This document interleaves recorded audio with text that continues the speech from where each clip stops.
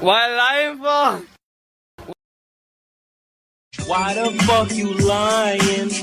Why you always lying? Oh my god, stop fucking lying. This is way too cold, you need a jacket. This place is way too cold, you need a jacket. Jacket, jacket, jacket, jacket, jacket, jacket, jacket, jacket. This place is way too cold, you need a jacket. This is way too cold, you need a jacket. Give me wife, give me children, give me this, give me that. Kill my enemy, kill my enemy, kill my enemy. Give me, kill my enemy, give me. Anyone that doesn't want me to succeed, die by fire, die by fire, die by fire, die by fire, die by fire. Give me this, give me that. Kill my enemy, give me that. Give me this, give me die by fire, die by fire, die by fire, die by fire. Give me.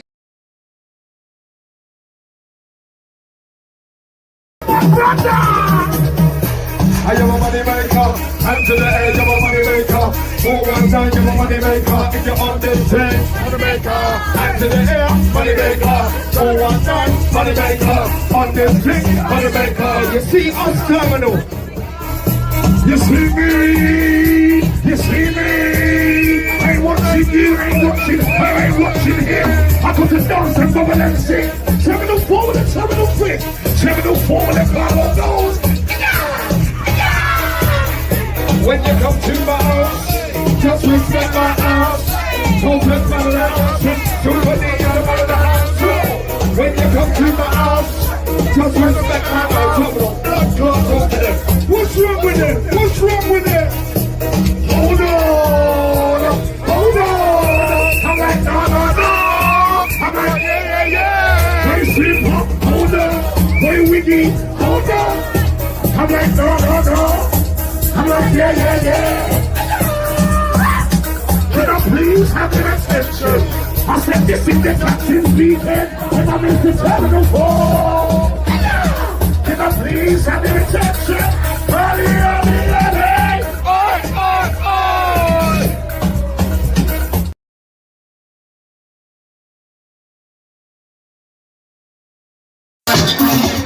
We got Andy Bill stepping up next. Andy.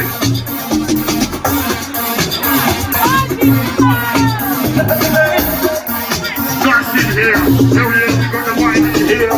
It's funny, they know the feel. Raisins here, everybody's invited. We said it's nice in here.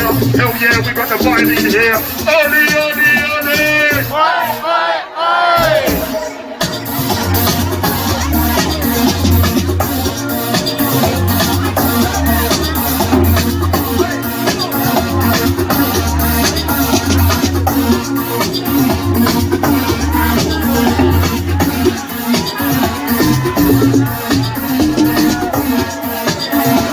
Right, I know it's 12 o'clock, so it's got to be somebody's birthday. Whose birthday is it next? Officially 12 o'clock. Hold tight, James.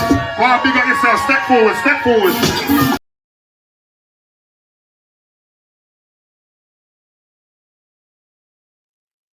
I got Dane at the bench like, walk, what you telling me? Yeah, man, this chitch job in this biatch. Oh, man. Yo, so go on, what you telling me? Lord have mercy. Yeah, man. Yo, bitches did I drop over the weekend, I lie? Man, them a ball and them a Allah. The grind is at the G block when them require. Man. Yo. What's going on? What you telling me? Slap the like button and all that shit. You hear me? Cuz. Man. Alright, man like Simon Harrison did that. Stu B, line number 2 did that. How you mean? Yeah, come on. Yeah, man. You know the rules, right? You gotta slap the like number with your like number if you want to get a shout out. If not, then you're just participating in the chat zone. You hear me, cuz? Mad. Oh my diddy. So yeah, man, big tears. You get me, cuz? Tears that I cry, tears that I cry, yeah. Tears I cry for you, for you, for you.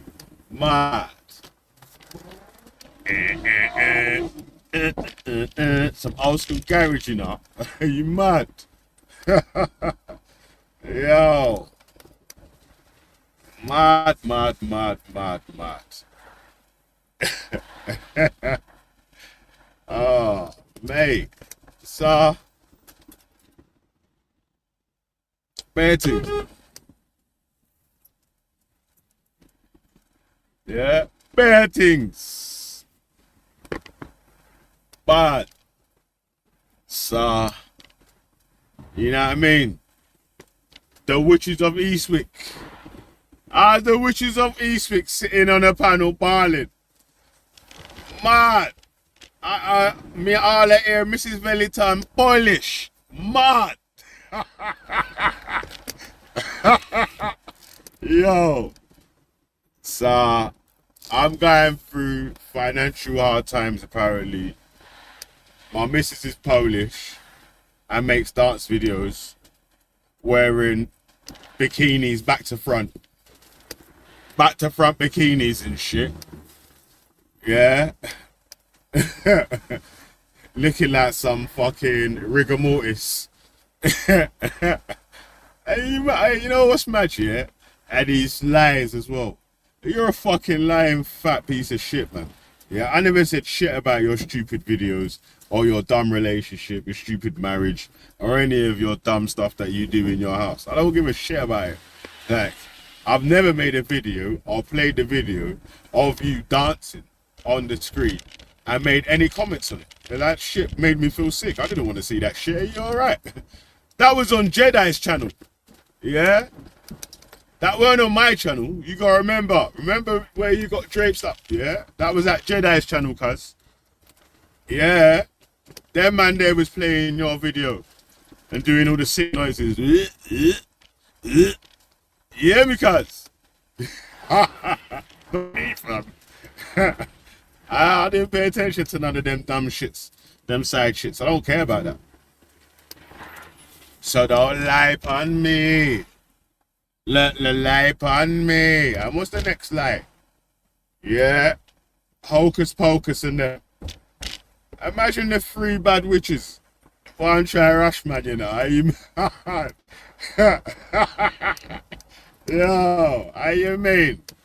They must know about that man is bad Andrew. How you mean?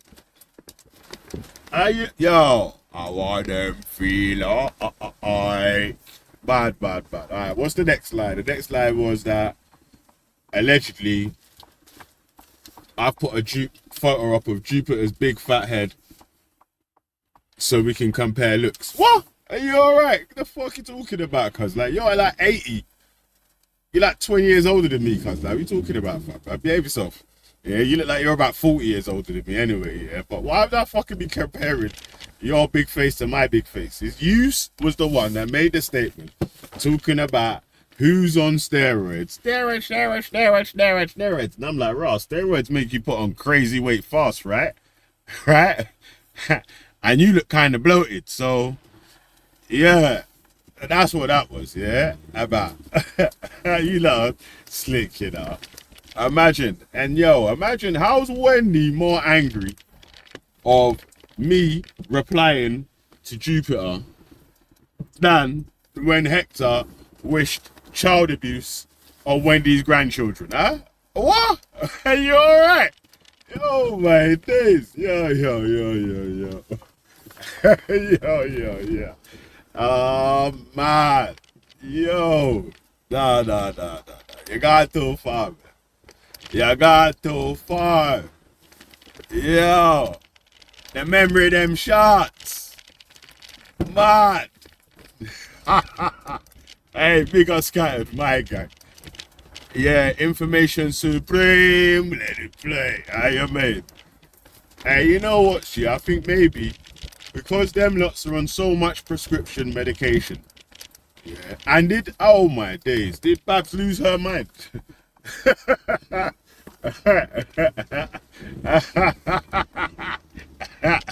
Oh man. Yeah, forget about that, man. Yeah. You need to drop that out. You hear me, cuz? You know? Well, me that give you the nickname the Goblin and all them things there, you know what I mean? Yeah? It wasn't me that gave you the nickname the Goblin. Yeah? Are you fucking kidding me?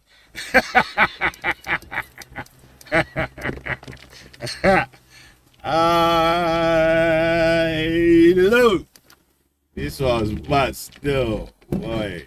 It's funny still. Alright. Anyway, so. So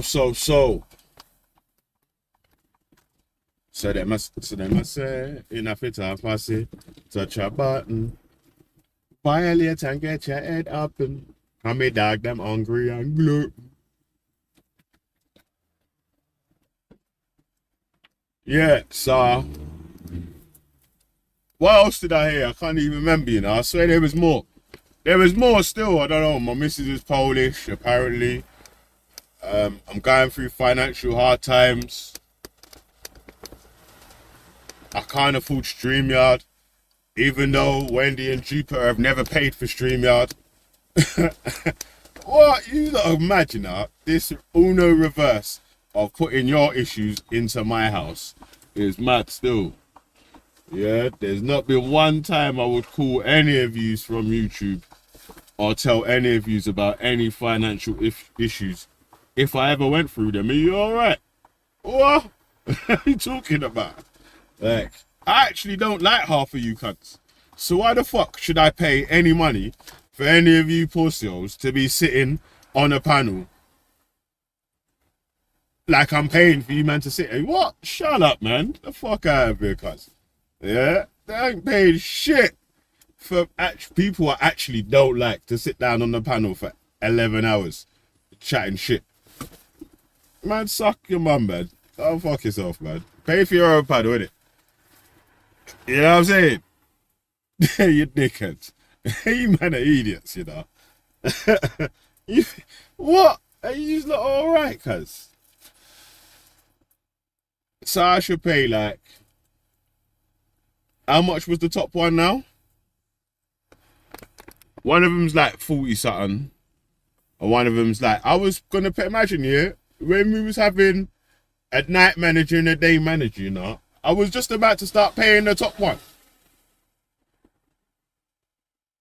Yeah, I was gonna upgrade it.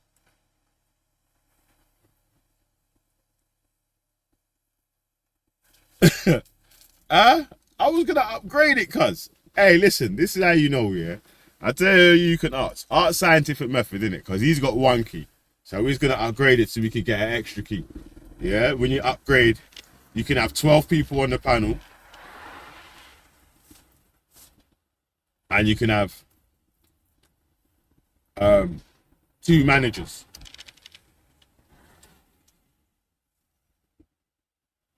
Yeah. And I was like, right, hold on a sec. Half of the people on the panel are trying to do stuff like they want the channel to get shut down. Yeah. They want to chat shit about man. And they don't want the channel to grow. Why the fuck should I pay any money to StreamYards to host and platform anyone that's feeling like that? You are drunk, cuz. Like, you are drunk, cuz. Like, but I will be paying for StreamYard anyway, cuz. But yo, it won't be like you man won't be having no panels and all them sort of shits there anyway. But like I said, bro, I actually don't even like half of you people anyway. Like I actually don't like half of you people anyway. So, you know what I'm saying? Like, you got a guy mad. Anyway, man. Yeah. Let's crack back on anyway, yeah? How about? Yo. These are so drunk, cuz. But imagine, yeah. Imagine this.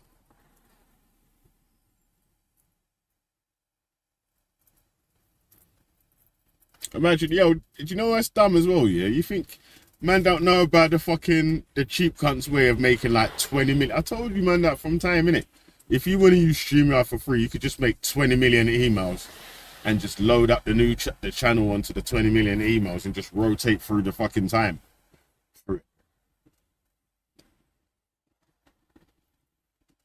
I already knew that, bro. Like, are you stupid? I can't believe, yeah. I actually can't believe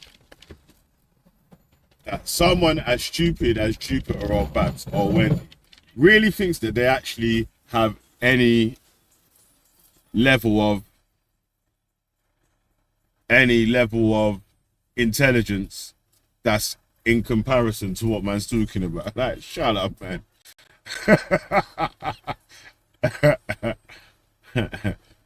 Jupiter said you are broke. I ain't been on a 1-star holiday yet.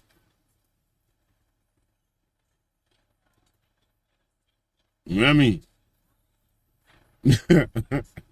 So, but it's silly anyway, man.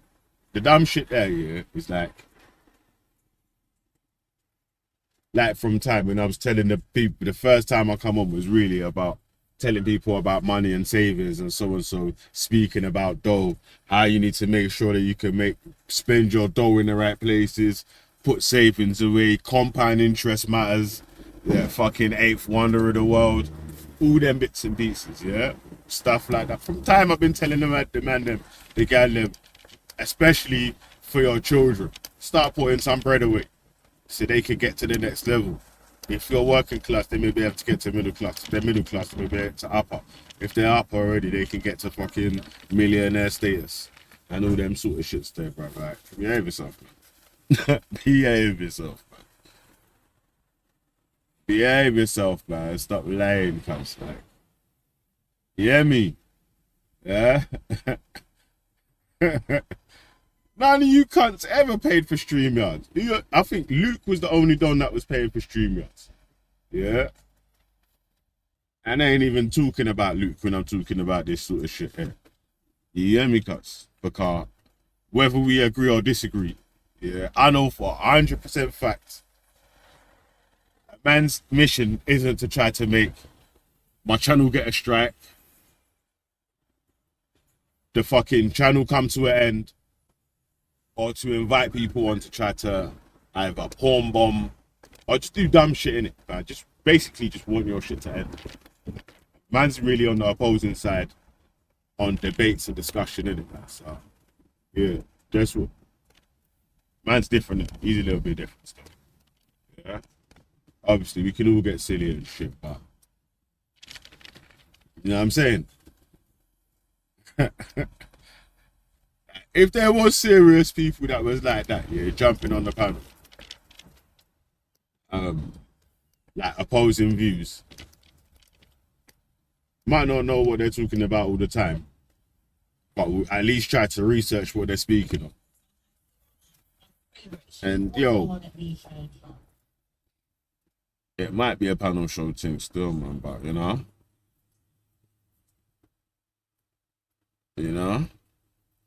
Anyway, man, yeah, let me show you, man, how these, man, don't know what they're talking about, cause, yeah, Margaret Thatcher, yeah, Pussyclot Margaret Thatcher, the Iron Lady, yeah, the one that every single one of these patriots have a poster of in their bedroom, yeah, would have voted for Brexit, yeah, Winston Churchill, yeah, the great English hero, the savior, he's the best, right. You know what he would have voted for? Yeah? They wouldn't have voted for Brexit, sorry. They would have voted Remain. You hear me? Yeah? They would have voted Remain, fam. Who's that? I didn't even know who that was, Someone just rolled up still. Yo. So, they would have voted Pussyclot Remain. Let me show that. I can't lie, yeah. Someone just like creeped right up to the van still. I was like, what? How are them ID? But what should we go with first? We ain't got a lot of time still. We got... All right. Let it Many play. people in Britain do not understand the origins of the European community. They think, because this is what they've been told, it was just about trade. It wasn't. Actually, the European community started in response to war, the most devastating war the world had ever known. The second of two world wars that originated on our continent of Europe. A war in which around 60 million people were killed, and a new word, genocide, had to be invented to describe the indescribable, which was the systematic and industrial murder of many millions of people. So when peace came at last, after 6 grueling years of war, there were two words that resonated across our continent of Europe and the world. Never again, never again. And some of the greatest minds and most compassionate souls thought up initiatives in this post-war period to try and avoid something like this happening again. Because it... Yo, let me teach you guys, you hear me? Yeah, these man want roll with this pseudo history. No, it is, yeah, it's weird how these men have got finessed out of their position. Anyway, yeah. And that these guys would be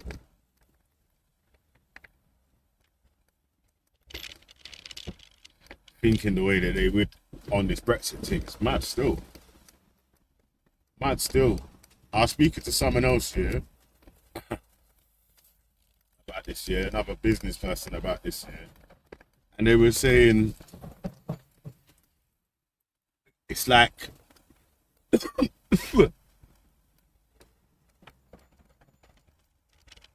a lot of disgruntled, uneducated people have a loud voice at the moment.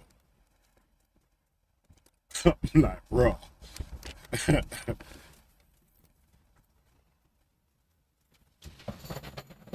That's a great analysis. Let me teach you some history though, innit, man? Go on. Let it play. It was like we had lost humanity. And we started the United Nations, the International Court of Justice, the Universal Declaration of Human Rights, the European Convention on Human Rights, the European Court of Human Rights, NATO, and the European Coal and Steel Community, later to become the European Economic Community, and later to be called the European Union. All of these post-war initiatives were started for the same reason, to try and create peace and security and humanity after the most devastating war the planet had ever known. And in particular, our war leader, Churchill, great war leader, in the immediate post-war years, set his mind to thinking what would...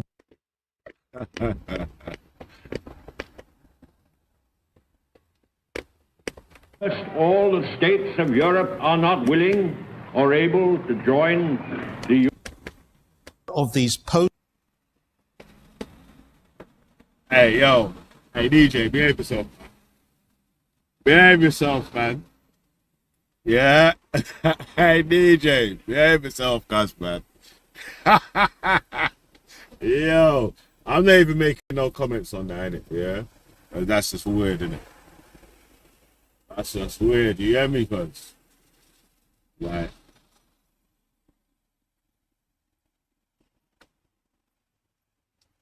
Mad, them one pre-belly body. Mad. Oh my days. They said they want a naughty body. Mad. They got, yo, take time, man. You know?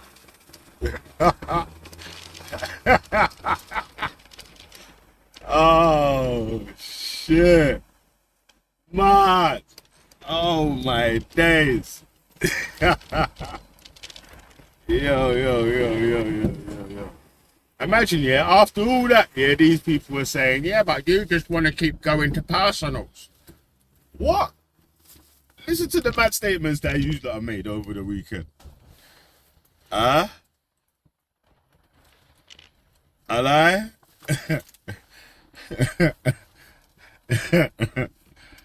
But oh my days.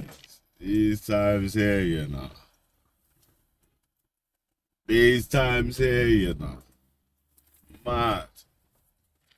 Crazy, fam. Like, if I tell the truth, yeah, I wouldn't even tell Mrs. Belly half of the shit that some of these donuts have tried to say on here, cause this is not my house ain't Jupiter's house, cause yeah, because oh mate, that's weird anyway though still. But let me rewind the video though still, because teach you a little bit of history in it, man. Yeah, but go on, let it play. The tragedy is that many people in Britain do not understand the origins of the European community. They think, because this is what they've been told, it was just about trade. It wasn't.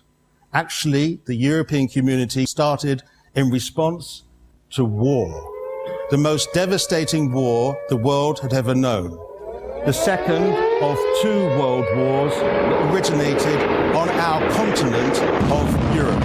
A war in which around 60 million people were killed, and a new word, genocide, had to be invented to describe the indescribable, which was the systematic and industrial murder of many millions of people.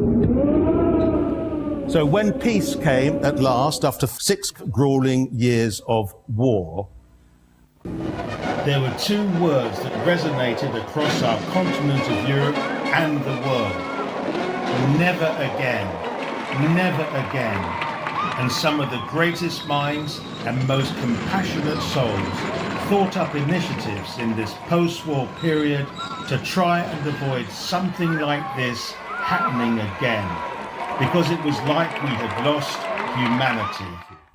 And we started the United Nations, the International Court of Justice, the Universal Declaration of Human Rights, the European Convention on Human Rights, the European Court of Human Rights, NATO, and the European Coal and Steel Community, later to become the European Economic Community, and later to be called the European Union. All of these post-war initiatives were started for the same reason. Yo. Mad still. Like I keep trying to tell you, like, yeah, you got, it's not what people say, it's what they do, right? You gotta watch the actions, fam, yeah, like, really, it's a reverse psychology thing. The people them want the panels back, especially the people them that ain't got shit to do in the daytime or whatever. Obviously, they want the panels back, so they're gonna try to do a reverse psychology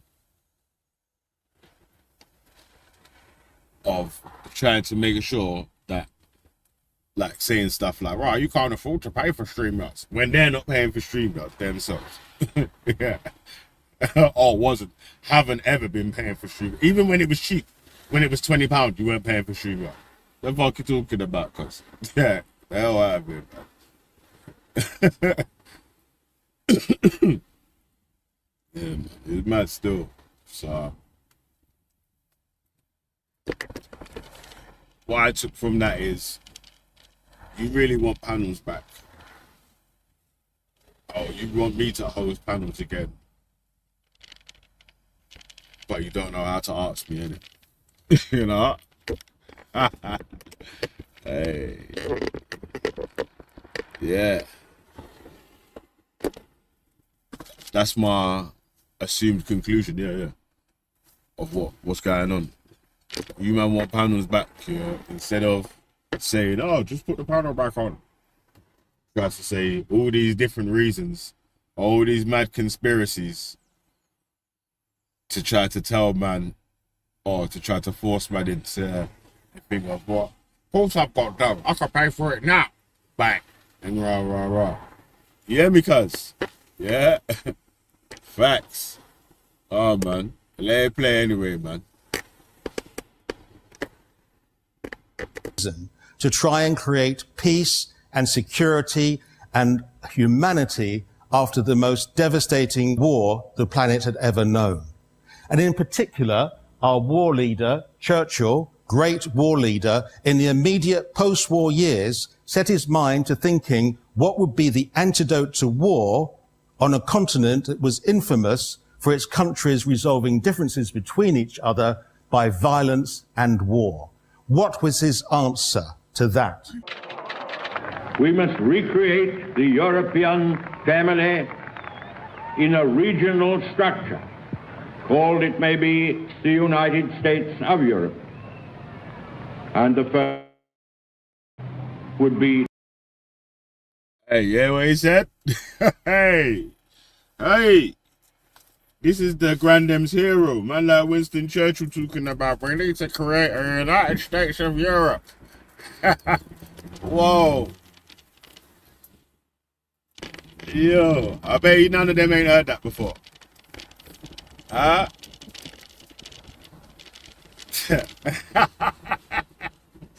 Hey, let me teach you, innit? Yeah. I'ma teach you some shit. You hear me, cuz? Yeah. I'ma show you how to do this, son. You hear me, fam? Let it play. To form a Council of Europe. If at first all the states of Europe are not willing or able to join the Union, we must nevertheless proceed to assemble and combine those who will and those who can.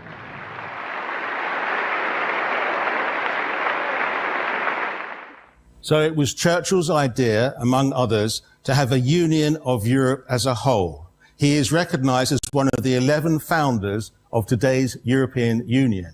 And although at that particular time he didn't envisage Britain being a member, he was... All right, you see it there? That's what happens when you type too quick, cuz, man. You should know me by now. Yeah, I've got all angles covered. You get me?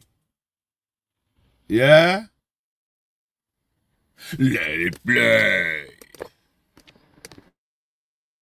Later to change his mind. We cannot aim at anything less than the union of Europe as a whole, and we look forward with confidence to the day when that union will be achieved.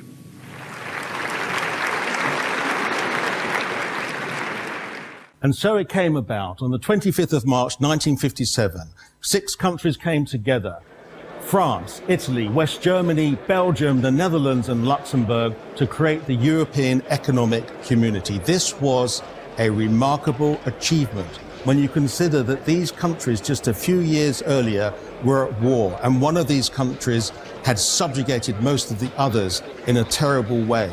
For them to get together so quickly after the Second World War is a big achievement, and the reason they did it was not for trade.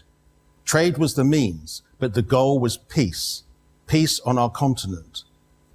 And in 1961, under the Tory premiership of Harold Macmillan, we applied to join the European Community. And he told the country at the time, in renouncing some of our own sovereignty, we would receive in return a share of the sovereignty renounced by other members. We were not misled.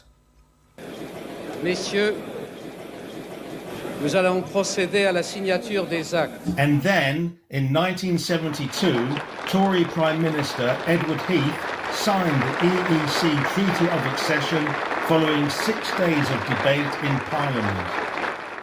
And then we were in. 1st of January 1973.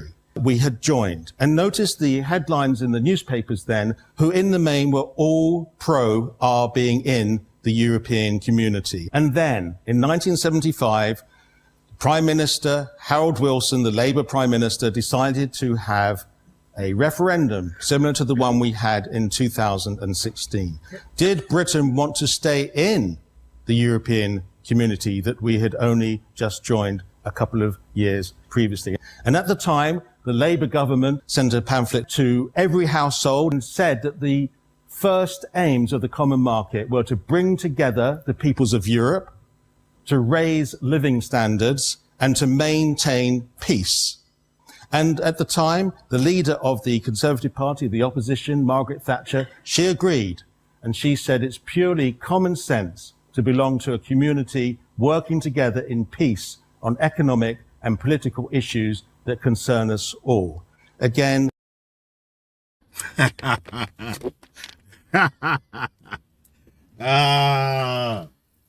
don't let the old people lie to you, fam.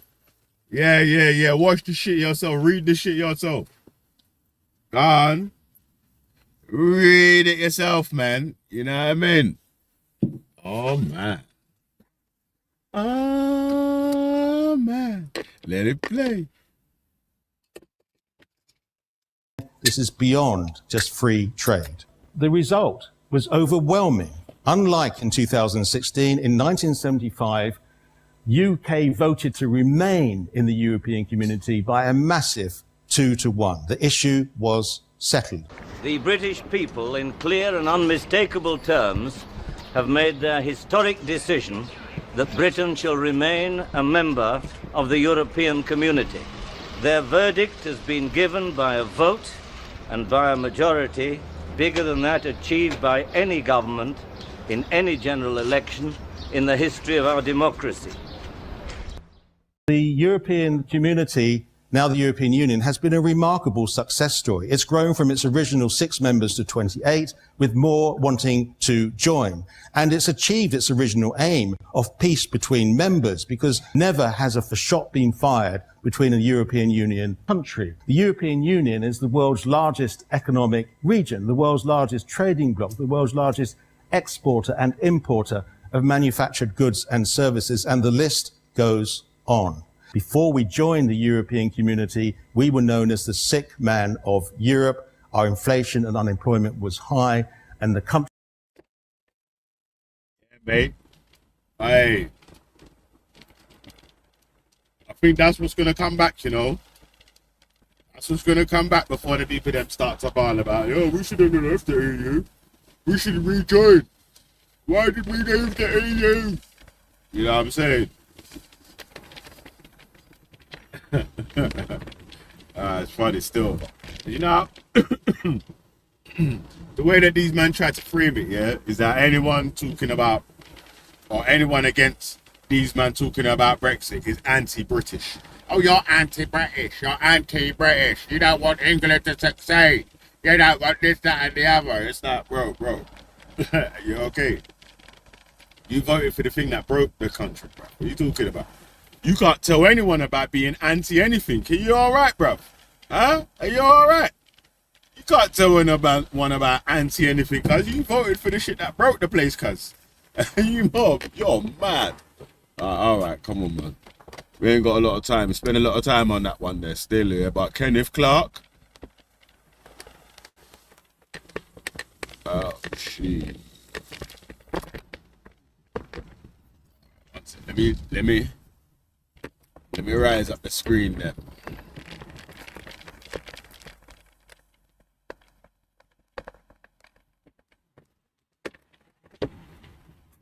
Bang, dirty bang. Why, I believe that it's in the national interest for the United Kingdom to be a member of the European Union. Why I believe we have benefited from that position for the last 45 years. And most importantly, why I believe future generations will benefit if we actually succeed in remaining a member of the European Union. It's a case that hardly received any national publicity during the extraordinary referendum campaign, but it does actually go to the heart of the historic decision that the House is being asked to make now. It so happens that my political career entirely coincides with British involvement with the European Union. I started over 50 years ago supporting Harold Macmillan's application to join. I helped get the majority cross-party vote for the European Communities Act before we did join in 1973, and it looks like my last Parliament is going to be the Parliament which we leave. But I do not look back with any regret. We made very wise decisions. I believe that membership of the European Union was the way in which we got out of the appalling state we were in when, after Suez, we had discovered that we had no role in the world we were clear about once we'd lost our empire, and that our economy was becoming a laughingstock because we were falling behind the countries on the continent that had been devastated in the war. That's what's happening right now, though. It's like in the same sort of direction, isn't it? Like, can't do big, decent deals with EU, too much red tape. Haven't got any trade partners that's replacing EU at the moment. Donald Trump's trying to pressure Keir Starmer to not to not stick to the law. I wonder why, innit? Like, Donald Trump don't like sticking to the law still. That's bad. You know, it ain't nothing to do with him being found liable for sexual assault and having to pay out $5 million, like Conor McGregor, same sort of thing. Yeah, because but man, Kenneth, pardon it. But appeared to have a better way of proceeding than we did. And I believe that our membership of the European Union restored to us our national self-confidence, gave us politically a role in the world as a leading member of the Union, which made us more valuable to our allies, like the United States, and made our rivals, like the Russians, to take us more seriously because of our role of leadership in the European Union. And it helped to reinforce our own values as well. And our economy benefited enormously and continued to benefit even more as the market developed from our close and successful involvement in developing trading relationships with the inhabitants of the continent. In fact, the Conservative governments in which I served made very positive contributions to the development of the European Union. There were two areas in which we were the leading contender and made a big difference. The first was when the Thatcher government led the way in the creation of the single market.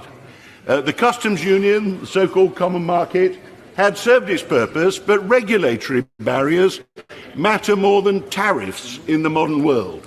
And but for the Thatcher government, the others would not have been induced to remove those barriers. And I think the British benefited more from the single market than any other member state. It has contributed to our comparative economic success today. We were also always the leading government after the fall of the Soviet Union in the process of enlargement to Eastern Europe, taking in the former Soviet states, and that was an extremely important political contribution. After the surprising collapse of the Soviet Union, Eastern and Central Europe could have collapsed into its traditional anarchy, nationalist rivals, military regimes which had preceded the Second World War. We actually pressed the urgency of bringing in these new independent nations, giving them the goal of European Union, which meant liberal democracy, free market trade, and so on, and we made Europe a much more stable place. So that has been our role in the European Union, and I do believe that it is a very, very bad move, particularly for our children and grandchildren, that we're all sitting here now saying that we're embarking on a new unknown future, which I shall touch on a moment, but which I think is simply... Let me pause there, yeah, because Kenneth Clark's about to light some fires, cuz. That's why sometimes, yeah, it's good to listen to people that can articulate things smarter than yourself, because they'll be able to lay out points that you wanted to make, but in a much clearer fashion, right? So, but let it play. Baffling every friend of the British and the United Kingdom throughout the world. So that is why I shall vote against. Let me just deal with the arguments that I should not vote, that I'm being undemocratic, This is quite wrong, and as an elected member of Parliament, I'm under a duty to vote contrary to the views I have just given. I'm told this is because we held a referendum. Now, firstly, I'm in the happy situation that my opposition to referendums as an instrument of government is quite well known and has been frequently repeated throughout my political career, and I made no commitment to accept a referendum. I think particularly this referendum, with such an enormous question being asked for a simple yes-no answer on one day, with hundreds of complex issues wrapped up within it, was a most unsuitable, particularly unsuitable question for a plebiscite of that kind. What I would point out to those who say that somehow I am being disloyal to my party by not voting in favour of this bill, I am merely propounding the official policy of the Conservative Party for 50 years until the 23rd of June 2016.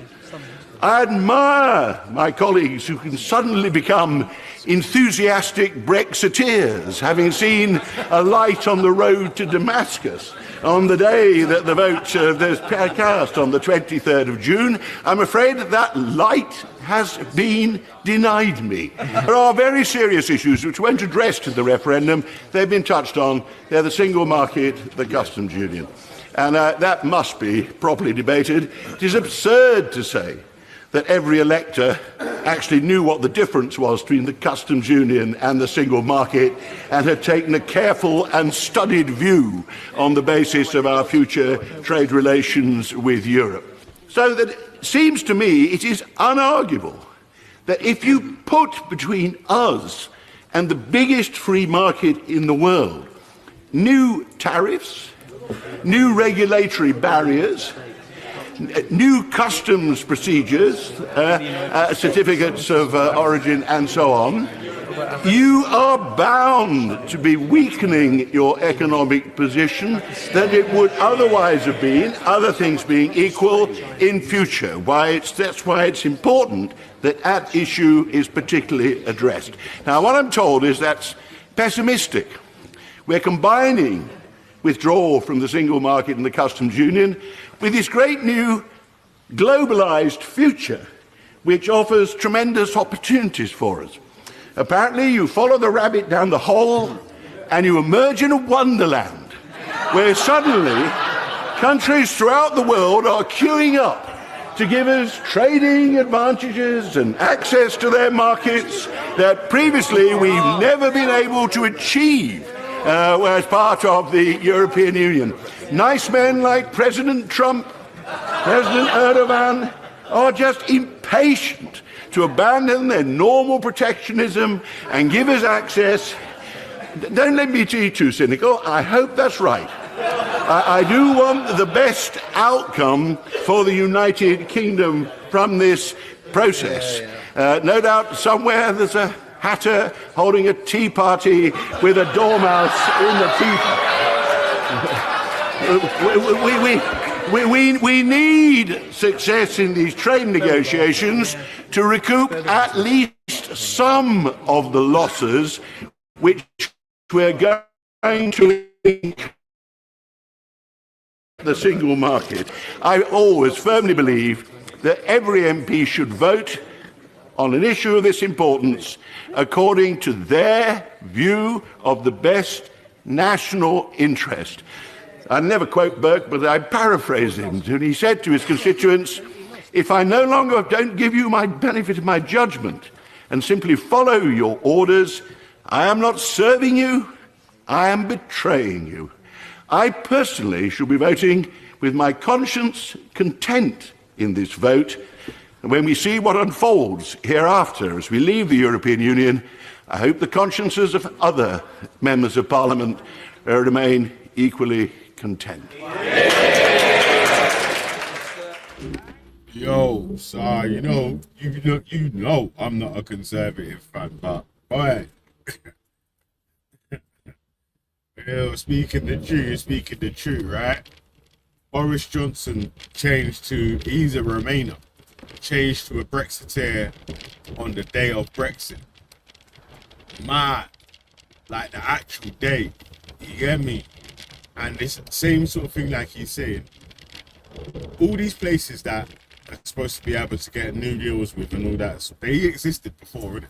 Like, so what new deals are going to be able to magically come out that are, I don't know, that have, that are going to be calling for some special tariff-free, where's this big new market economy? What, are we joining BRICS or something? If the man them are joining BRICS, then you know, it might be. I don't know, cause like I don't know if the man them heard what Donald Trump was saying on his election. He's talking about it's tariff season, isn't it? Yo, it's tariff season. The European Union, they've been taking the mickey out of us. Our cheap drugs, our cheap Persian rugs, you know? So we're gonna hit them with a tariff. You know what I'm saying? Alright. Man. Let it play. If we actually left, the Leave campaign have said absolutely nothing to the British people. And what they have said about leaving is fundamentally dishonest, and it's dishonest about the cost of Europe. And on the subject that they've veered towards, having lost the economic argument of immigration, I think their campaign is verging on the squalid.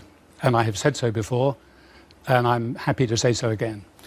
Is it not possible that these are thoroughly honourable men who have taken a big political risk, risked their own political reputations, their own political futures, and standing for something they fundamentally believe in, and which is agreed with by a huge number of British people, that these are the good guys? I've no doubt that there are many people in this country, including members of the Leave campaign, who thoroughly believe what they say. I've never questioned that. Though I must say, in Boris's case, it was a rather late conversion. I don't know whether he had a day trip to Damascus and came back, but until the very last moment, everyone thought he was in favour of staying. But he's made up his mind, and I respect that. But I think what they have done now they have begun the campaign is to feed out to the British people a whole galaxy of inaccurate and, frankly, untrue information. And what they... Hey, boys, you see the score in the top corner? You see the score in the top corner? Hey, wait, hold on. Oh, mate. Yo. Yeah, man. So big up Liverpool still, man, you know? They clutch it 3-2 against Southampton. You know, at the Dell and that, you know what I mean? Yeah, man. Big still, man. So, yeah, shout out John Major still, like. At least in them days, yeah, these men would retire if they get called out on some bullshit, or they would quit the post, innit? Someone else would have to take over. Nowadays, the man them are just dealing with bare scold out. Will lie. Will say that they believe one thing, support something else. But it's mad. So, I don't know how any one of us can put any trust in the politicians and what they're saying or what they do.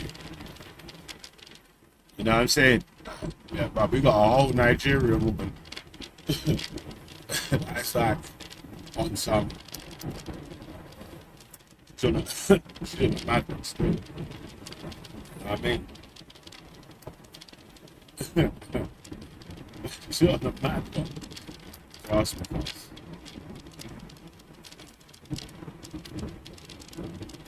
Alright.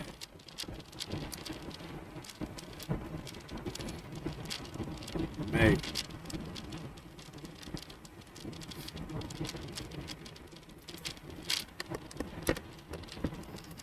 have not done is tell us what would be the position if we were to vote to leave. I think it would be chaotic and damaging, and I think the people who would suffer most would be the ordinary, everyday man and woman in the street.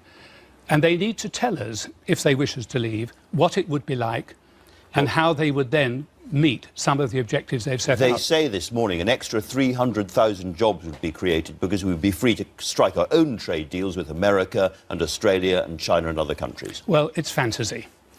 Firstly, we have something like 3 million jobs connected. I'm not saying they're wholly reliant, but connected to our present trade with Europe and essentially with the single market. I gather their current policy today is that they will leave the single market. There would also be a socking great hole, according to every commentator, in our public finances. So these promises of expenditure on the National Health Service or elsewhere are frankly fatuous. They are a deceit. We would lose a huge amount in terms of national income through trade, the small businesses who sell their goods to Europe, who would sell less because if we left the single market, we would face a tariff barrier of probably around 10%. So we would sell less. People would lose their jobs. We would find ourselves in a much worse position. And the Leave campaign can turn to no serious organisation who believes what they have said about the economy and about the future. Keir, you're saying this is a deceitful campaign. To call a spade, are you saying that Boris Johnson is lying? I'm not personalising this, though I do find it very difficult to understand how Boris can justify the 350 million that he has on his battle bus, that he and Michael Gove in particular have defended time and again. You know, I know, the IFS knows, everyone knows, Boris knows, that the real net amount that we send to Europe is about 1/3 of that. After the rebate and after the money paid back to our fishermen, to our farmers, to our researchers, the amount we send to Europe is about 1/3 of the amount that they claim. Now, if they can't be straightforward and honest on a clear-cut matter of fact like that, upon what else can we trust them? You keep using words like straightforward, honest, deceitful, and yet you say you're not personalising it. You are accusing these people of lying. I'm talking of the Leave campaign. I'm not necessarily talking of individuals. I'll tell you exactly. I think throughout the whole of my political life, people have regarded me as being guilty of understatement. I am angry at the way the British people are being misled. This is much more important than a general election. This is going to affect people, their livelihoods, their future, for a very long time to come. And if they are given honest, straightforward facts and they decide to leave, then that is the decision the British people take. But if they decide to leave on the basis of inaccurate information known to be inaccurate, then I regard that as deceitful. Now, I may be wrong, but that is how I see their campaign. And this is so important for one. So, guys, the man who was running the deceitful campaign, it's just like, yo, the man them love it as well. Like, it's yo. That's what's mad about this thing, innit?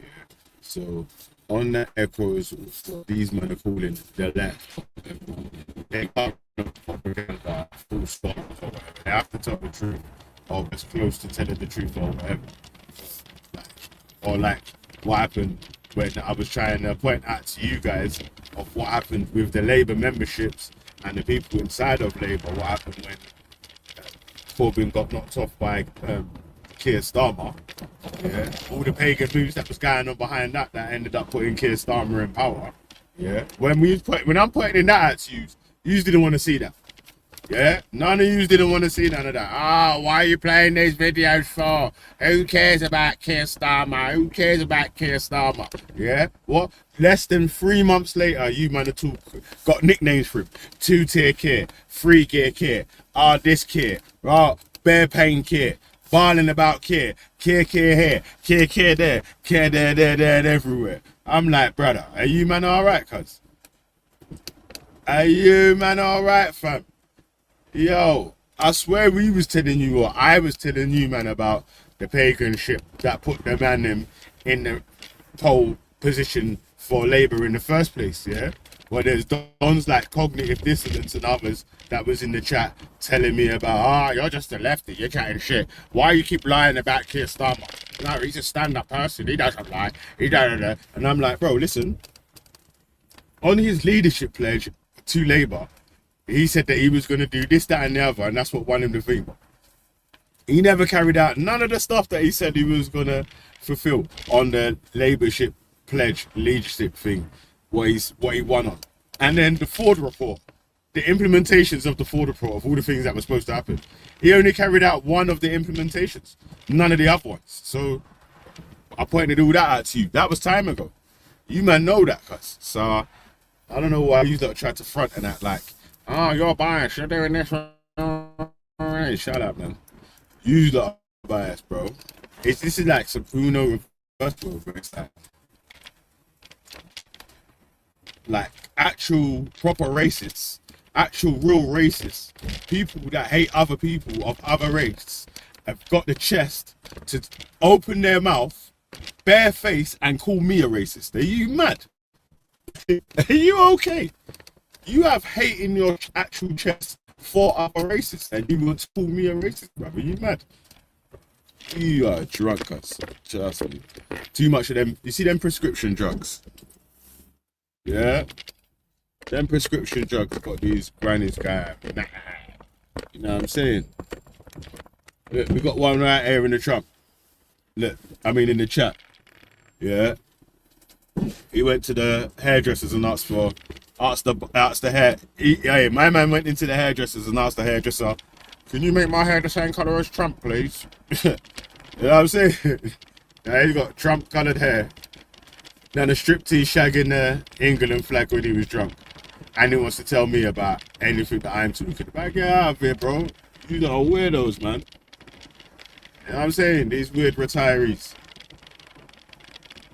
Yo, go on another holiday, man. Enjoy your life and retire, fam. You know, remember, you don't even want none of your bread to be able to be used to fix any of the services or the public services within the UK, bro. Like, so I don't even know why you're barling about. You just want to. You owe the government tax money. What the fuck are you talking about? You owe them tax money. you got a fucking tax bill. Hey, you alright? Yo. Mad. This is crazy, guys. Mad. Hey. Yo. Mad. I got geriatric haters. I'm not prepared to give the benefit of the doubt to other people. I'm going to say exactly what I think. And I think this is a deceitful campaign. And in terms of what they're saying, yeah, well, man's got bare old people as haters, though. But you know, the funny thing is, though, is like, at least if the ops, like my hater ops, if they see me catch me lacking on the street, yeah, I only need to like run less than 100 meters, cuz. You hear me? Yeah, if I run like 50 meters, yeah, Randy's gonna be out of breath and drop on his belly. Jupiter ain't even gonna take 3 steps. I don't know. Babs has probably got a fucking Zimmer frame. Wendy's got an electric wheelchair, so she might be able to go a little bit further. I just run up some steps. You hear me, cuz? So, just weird. And that'll be, that's what I'll do, yeah? If I run up to the 3rd floor, yeah, then none of them will get it. You know what I'm saying? Like, Jupiter definitely ain't running up 3 flights of stairs. Wendy, I don't know. There ain't no stair lift in there, so that can't carry her up them stairs. You know what I'm saying? Babs in her Zimmer frame ain't climbing up them stairs either. Who else? Randy ain't climbing up them stairs. Mad. Once, you know what I'm saying? Once Randy's belly bounces up 2 steps, he's gone. You hear me? He's out of here. Out of breath on the step and that.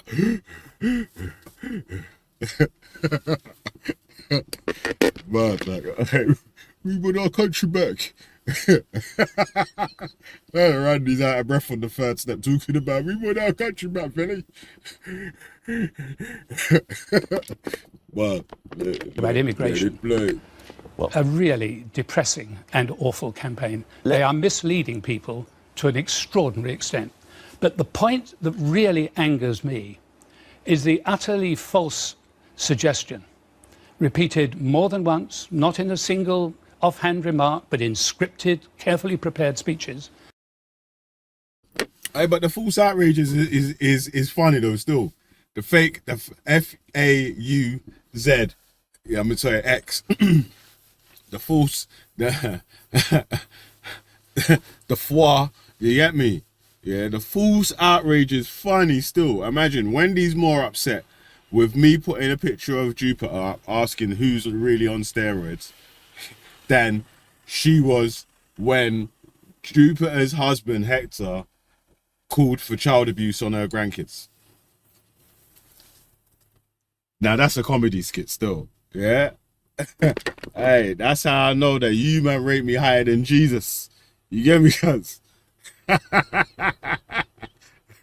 Yo, you rate me higher than Jesus. That's mad. Oh, mate. Let it playeth. That we face the risk of 88 million Turks coming here. Now, firstly, Turkey are not in the European Union. They're unlikely to be in the European Union in the next decade or two.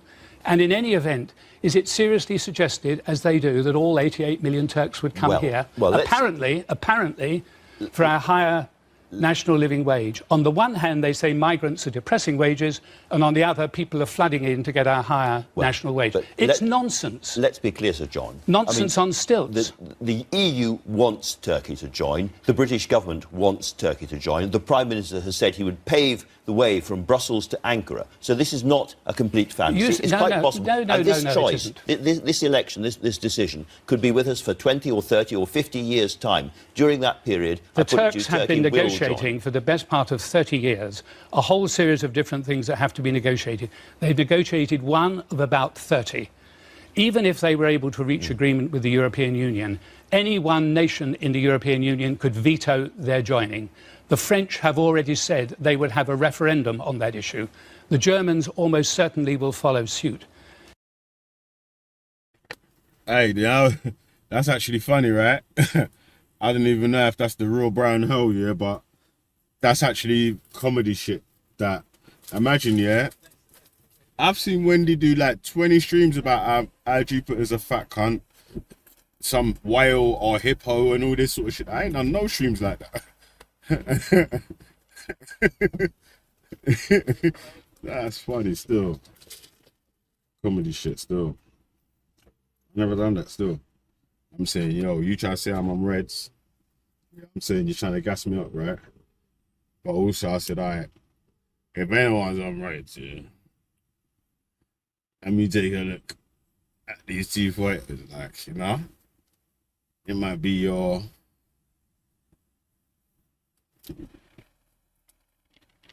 what do they call?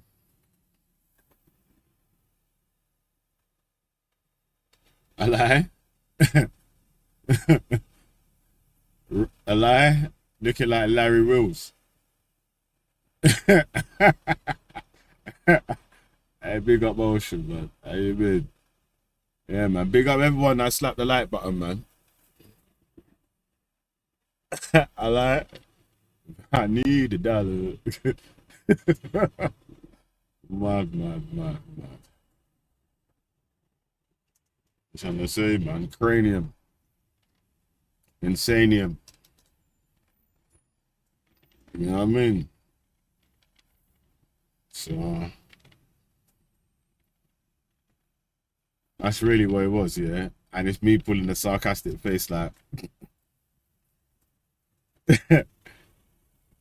I lie. But jeez, that's funny still, man.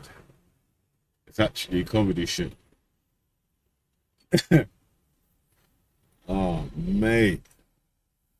But you know what's mad, yeah? The cheek, how cheeky are Wendy and Jupiter to be talking about anyone not being able to afford StreamYards? And none of them two tramps ain't ever paid for no StreamYard once. About talking about anyone's financial issues, man. You lot are cheeky, you know. You lot are cheeky. It was a reverse psychology play anyway, man, really. Car, you are man to try open up the panel again and all them shits there, innit? That's really what it was, cuz, man. It's a reverse psychology play, cuz, go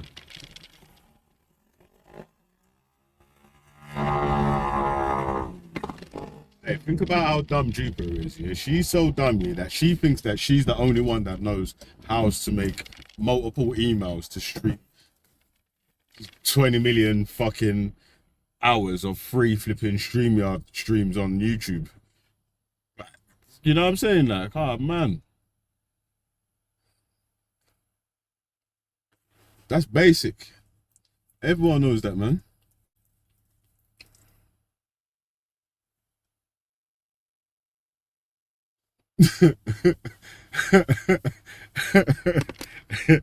Yeah, what you want me to do?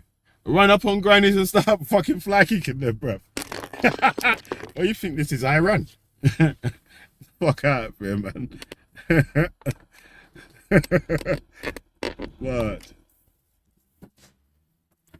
Turkey will not be in the European Union for a very, very long time, if ever, for a whole series of practical reasons. And the Leave campaign know that. That's the point. They know that. We're talking about the world after Brexit, if that's what happens. And you'll have seen a whole series of pledges now about... Hey, take time, man. Take time, man. Take bad man for Emmanuel Macron, cuz. Hey, you flirting. Bro, are you mad? You lot are weird, cuz, man. You lot are weird, cuz, man. You what? Take the what? Left the what? Get out of here, man. Nah, bro. Get out of here, man. I ain't never done that. Right now, like I said, I've never played the video of Jupiter in her fucking back to front bikini doing a dance or whatever and took the piss out of it, laughed and rah, rah, rah. That was on Jedi's channel. That's what them notes did. I didn't do that still.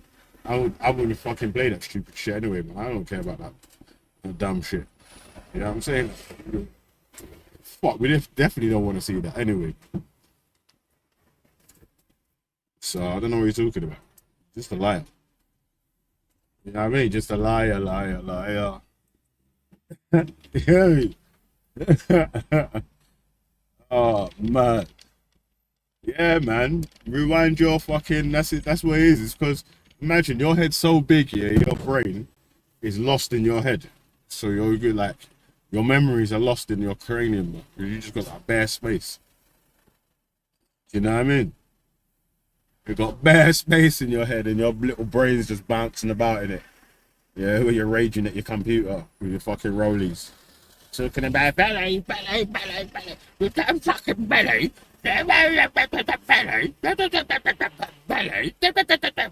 Belly. Next thing you know what I'm saying, man? Hey, count to 10 times, man. Behave yourself. Hey, let it play. No, I love the politics. 100 million a week for the NHS, about an Australian-style point system, about new farming subsidies, and much else. It's beginning to look like another manifesto, isn't it? You know what I've loved about this politics season, yeah? Is, imagine, bro, reveal your true feelings. Enough people have told me how they really feel. How you mean? I knew how enough people felt anyway, you know what I'm saying? Yeah, but, enough people told me how they really feel, cuz, without me even having to bust your skin. More times than, like I was saying, on the other one, we had to bust your skin a little bit. Season 1, we had to punch you up a little piece before you start telling the truth. Season 2, we didn't even have to punch you up, cuz. Yeah, we just disagreed with you. How you mean? We just disagreed with you. Yeah?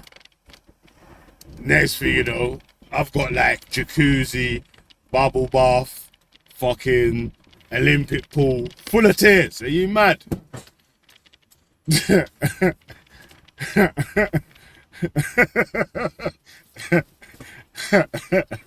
Oh man. Hey,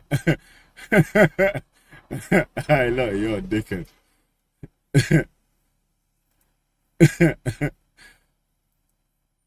You gotta allow me as well, cuz, man. I don't know why this girl chat about my body and that. Come on, man. Take time, man. Hey, lucky, man. Behave yourself, man. What you did? Hey, he said, Benny's got his shorts on backwards. Yo, listen, this ain't, even if you put your shorts on back to front, cuz it's not.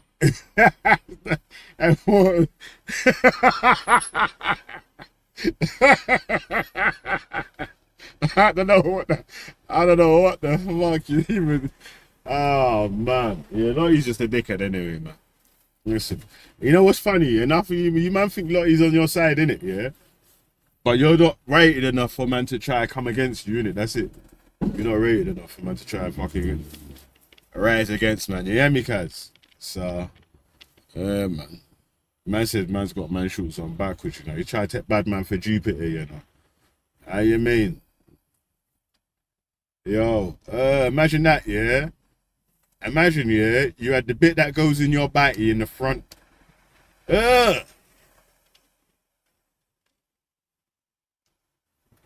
my God. Yuck. Just thought about that, man. Oof.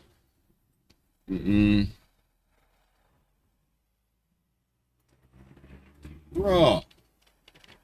Imagine that. So if you wore your bikini back to front, yeah, you had the bit that you just farted in was up in your batio and you had to keep pulling out now, right up in your Oh my days.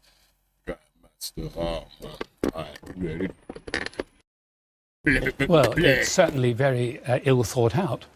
I mean, the concept that the people running the Brexit campaign would care for the National Health Service is a rather odd one. I seem to remember, well, Michael Gove wanted to privatise it, Boris wanted to charge people for using it, and Ian Duncan Smith wanted a social insurance system. The NHS is about as safe with them as a pet hamster would be with an hungry python. So I don't think that's very wise. Hey, I swear, weren't Maggie Polish? Weren't Maggie from Poland? I say, hey, brother, you know what it is, yeah? Do you think that the grandam are eating edibles? Because they got like a funny memory in it.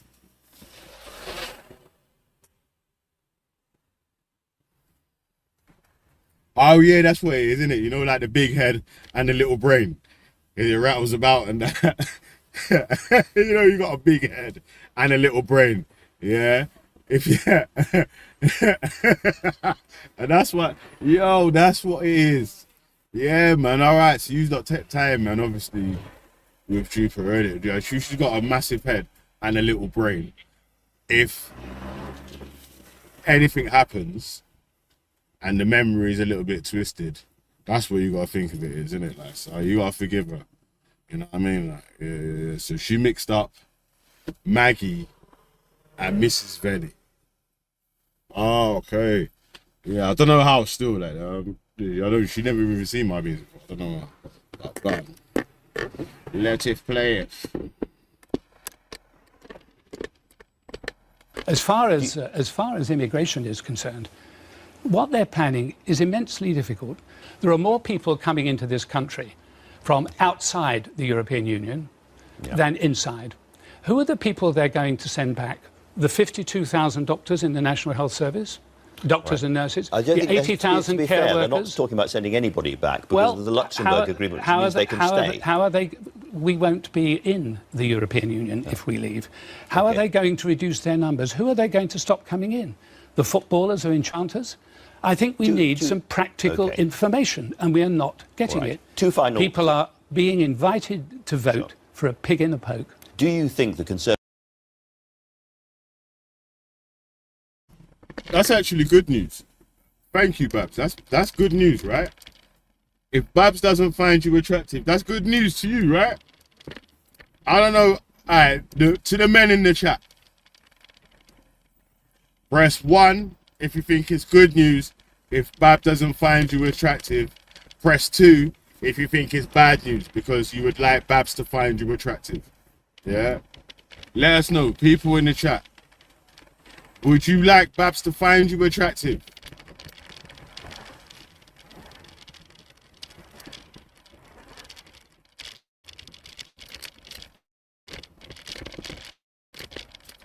Right, so I mean, sometimes burger, sometimes steak. You know what I'm saying? You know what I mean?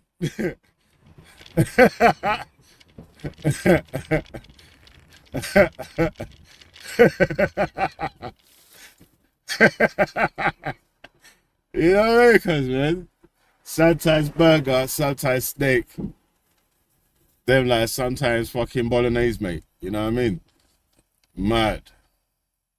But you gotta be careful of that. You know, like Asda's own brand or Tesco's own brand or Aldi's own brand bolognese. You know what I mean? You never know what's in there, mate. Yeah.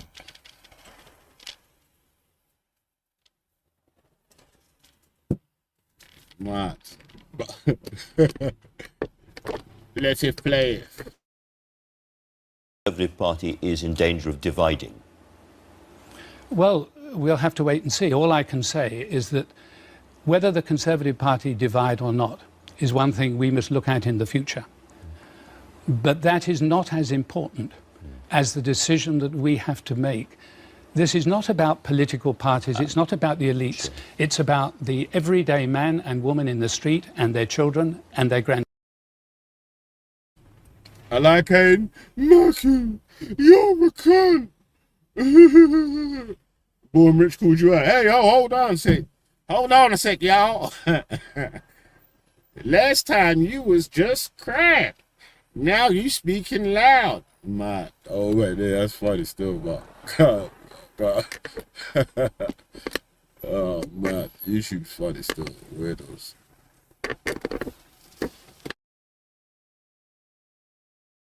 Children. It is their future that we will play Russian roulette with if we leave the European Union. My last question, given what you've said about Boris Johnson today and in the past, do you think he's fit to be Prime Minister? I'm not making judgments about whether anyone is fit to be Prime Minister. That's a matter for a much wider view than mine. It's a matter for the Conservative Party. Ultimately, it's a matter for the whole electorate. So I wouldn't be so impertinent as to have a suggestion either way. I merely say that whether Boris is Prime Minister is no doubt a very important matter to Boris and to many other people. It is less important than the decision we have to take in less than 3 weeks' time. That is crucial. And I must say, if I may put it this way,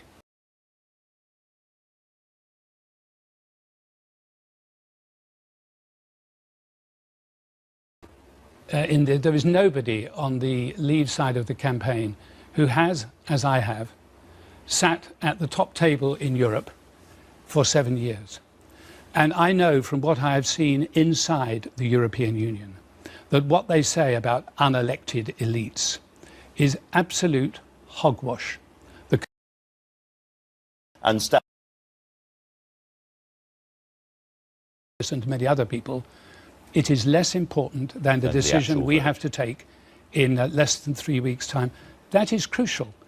And I must say, if I may put it this way, of all the participants there is nobody on the Leave side of the campaign who has, as I have, sat at the top table in Europe for 7 years. And I know from what I have seen inside the European Union that what they say about unelected elites is absolute hogwash. The Commission, for example, are answerable to David Cameron, Angela Merkel, Francois Hollande and the others. They're appointed for a limited period of time. They're told to produce legislation, which then has to be approved by ministers, the European Parliament, the Westminster Parliament. The belief an unelected elite is running wild is yet another piece of copper-bottomed Leave nonsense.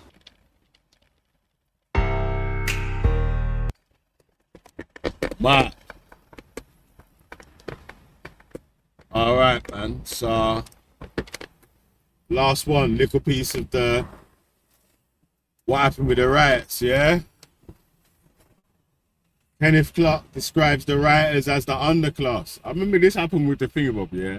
With the 2011 Mark Duggan season, Black Lives Matter, protesting and all that sort of stuff there, and it sort of kicked off on the streets and whatever. You get me? And the same label was given out, the underclass. Yeah? When the man then was saying to man, yo, if the people don't listen to the disgruntled people or try to give them a voice where they can actually get answers that are just nothing to do with conspiracy theories, then it won't stop sort of future things like this happening again. How long is it? 12, 13 years later? exact same thing, but it happens to be a different set of 4 people that are disgruntled about another issue or whatever. And what's happened again? The same thing. The people that are disgruntled haven't had their voices listened to, so all the stuff that's conspiracy can just get wiped away, and the stuff that's actual factual can get dealt with. Happens again, mate. So anyway, man, what's the difference between protesting and rioting?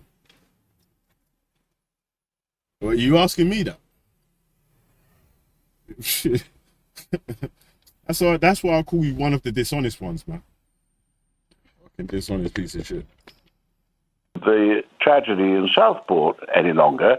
What it's shown is there is this kind of underclass, a group of dissatisfied, angry, anti-establishment people who feel that nobody bothers about them, they're left behind, they don't belong to they don't belong to anybody or anything, or who are enjoying and responding to people inviting them to come out for a good punch-up and a bit of looting. Our top story, Prime Minister Sir Keir Starmer will hold an emergency Cobra meeting this evening as police forces brace themselves for more trouble on the streets of the UK's towns and cities.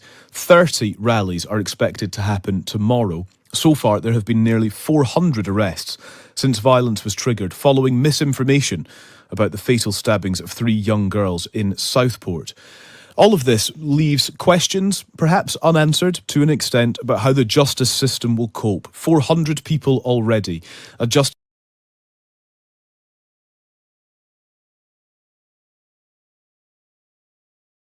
You know what? I didn't know the advert was on for time, innit?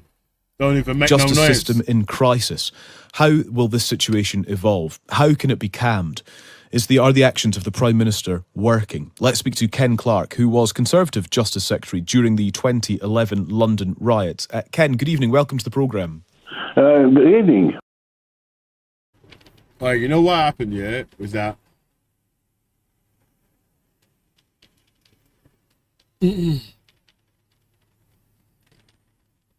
Mad, innit? When we were seeing this sort of stuff there in them times there, yeah? You know what? The people that was opposing us on the panel were saying, these people deserve to go jail, they deserve to get arrested. Blah, blah, blah, blah, blah, blah, blah, blah, blah, blah. All them things there when we were saying, yeah, but obviously they come from these disgruntled places, this and that's been happening, and it's accumulated into this happening and blah, blah, blah. Not saying that it's right, but we've got to sort of understand the circumstances so we could repair, so them sort of things don't end up happening again. No, the man, they didn't want to hear nothing about that, cuz they just wanted to condemn. You hear me, cuz? Yeah? Like, and we're saying, yo, but this could happen, that the same things I keep saying, yeah?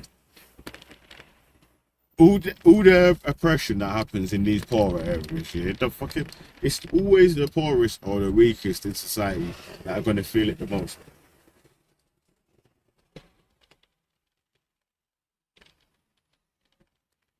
But it's like another thing Bob said here is like, right, obviously, if you're okay, so you got savings or you've got flipping a pension or whatever, if you see the numbers going up and down, yeah, or like it's heading in one direction, yeah, like it was on this upward trajectory, starting to move up, you hear me, yeah, and then it starts to stagnate or whatever, and then your future projection isn't what it was, because, you know, it gets to a time where you can't really go out there and put in as much work as you need to, and so and so. Of course you're gonna have an issue with that.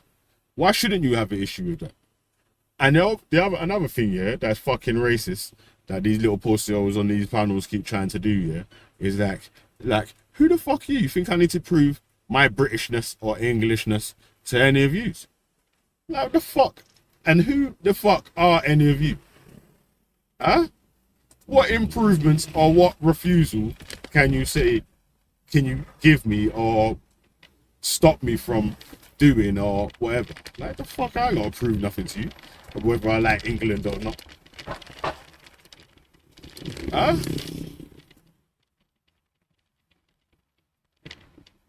You hear me, cuz? What's wrong with these pussy hoes, cuz, man? They'll suck your mum, fam, man. How about that? Yeah? You worry about that? You worry about going to suck your mum? Yeah? Idiots. How about? I need to prove how English I am to anyone around here. Like, go fuck yourself. Like, do you have to prove how English you are to me?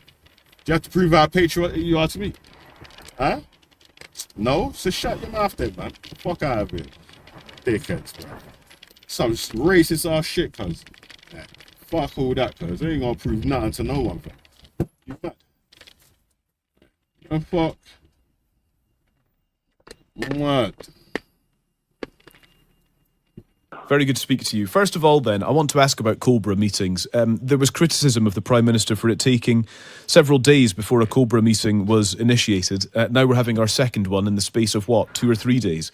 How important are these meetings for organising a response? Well, it's a good idea to have one, but they sometimes don't actually decide anything very important, because you just find out everything's going as smoothly as it can do in these terrible circumstances. So it's a good way of checking up that nobody's having a particular problem, or there's two particular bits of the system that aren't actually working together. But I suspect it's partly just to reassure the public that the government is... I don't need to do shit, man. You can suck your mother, cuz. I don't need to prove nothing to none of you pussies. Let me come.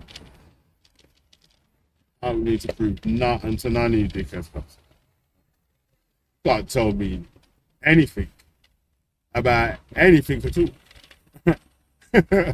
Like, about nothing. Gotta prove anything to you, cuz. That is some racist ass shit, cuz. That is just not even called out. And just like, people just think it's normal. You mad? Some black dude has to prove how fucking British he is to you or some other. What, are you mad? The fuck? No. 2. Prove what? Hello? Yeah, but prove what to who? Idiots. You ain't mad, bro. From you ain't no government agency that can run up on me to ask me any questions about anything. These are mad. These are guy mad still. Guy mad still.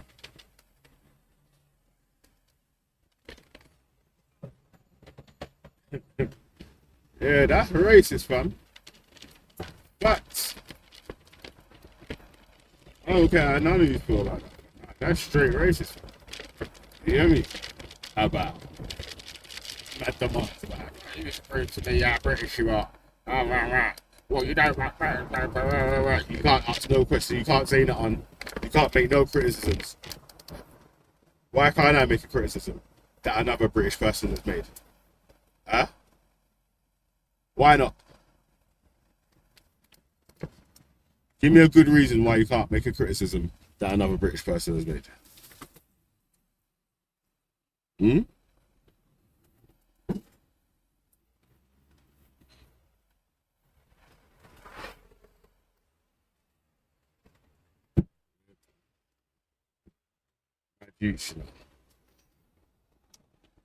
How about prove it? Prove you're more British about it. Suck your mum about prove I'm more British. Or I like England or whatever. I'll prove to you nothing.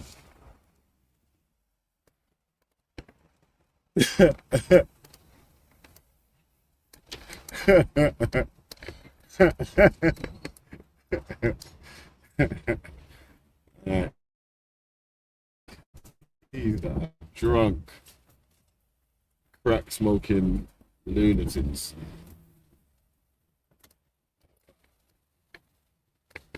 None of you dickers can't remove no passport or nah, man. You mad?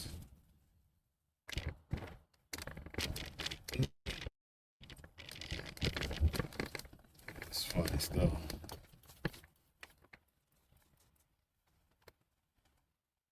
Crazy cuss, man. That's straight racist from the back.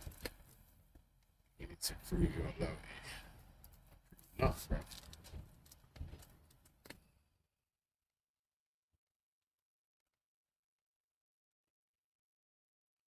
Shit.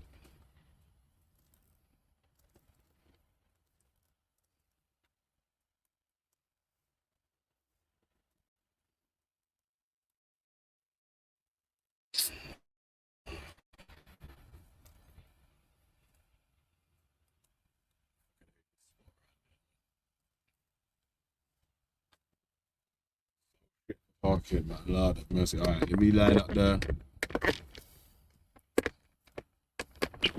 Grips with the idea of a national crisis, which is indeed what it is, and that, you know, we're not failing to get everywhere together just to make sure that everybody thinks they're doing the best they possibly can and don't need any further support from any other bit of government. So I don't know. You never do know what actually goes on there. I've been to quite a lot of Cobra meetings over the years.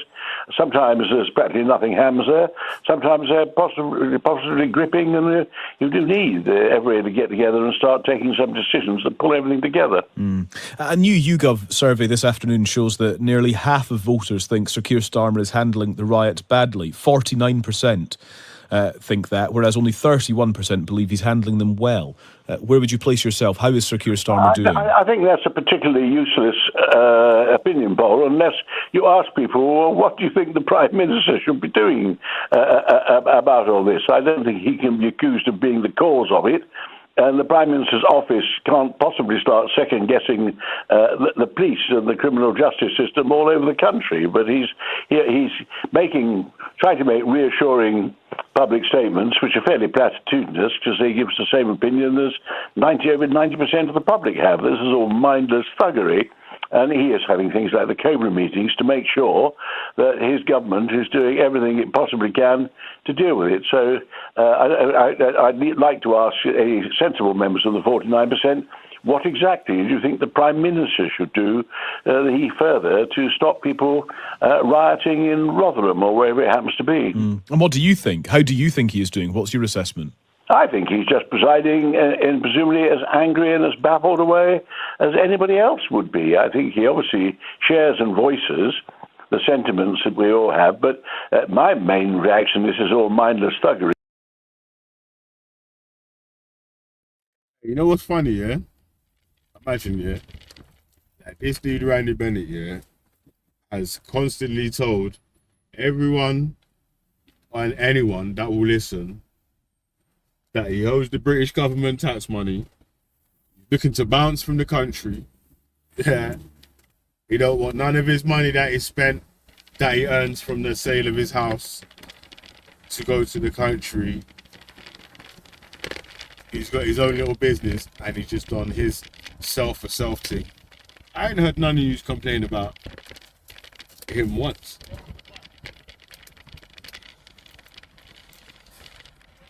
I don't think I've heard any of them say anything about that one time. Imagine if Randy was a black dude. That's how racist you dickheads are, bro. You man a dickhead, you know. If Randy was a black dude, yeah, they'd be saying, look, he's just using the country. What's he doing in the country for? What, you think you could just use our resources to build up your money and then just fuck off back to the Caribbean? Where you going, Randy, you to take your money? Where you taking your money to, Randy? Tell them. Let them know, man.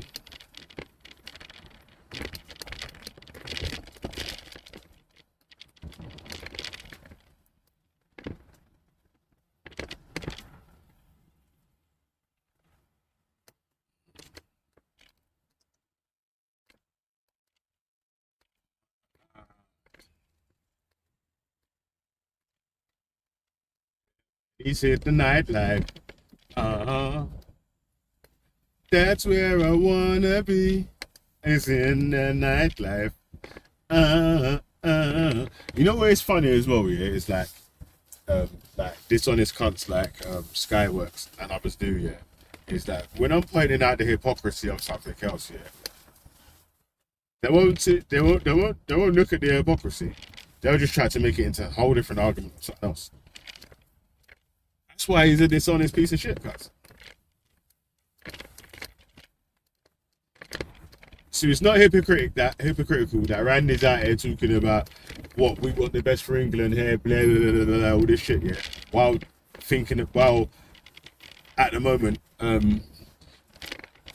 building up to finish off, removing himself from the country.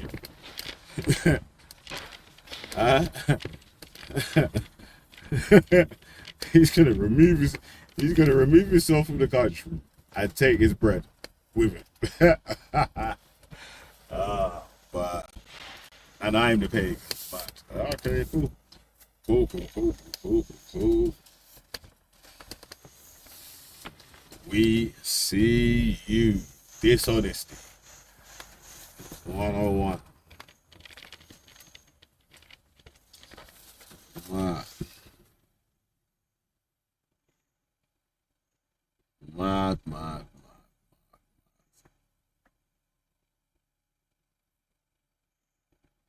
Alright. Lava.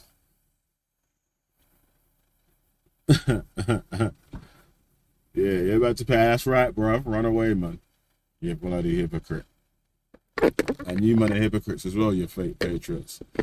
You only want to call out anyone if they look visibly, they might not be like an English person or what you claim to be an English person. You know? Like, there's not a ginger person on earth that has the same color hair as Randy. Like, Randy's hair is Donald Trump's fucking ballsack. That's what Randy's hair color is. Donald Trump's nutsack. See, I went to the hair. Can you make my hair the same color as Donald Trump's nuts? Yeah. Okay, that will be 300 quid, please. 300 quid. Hey.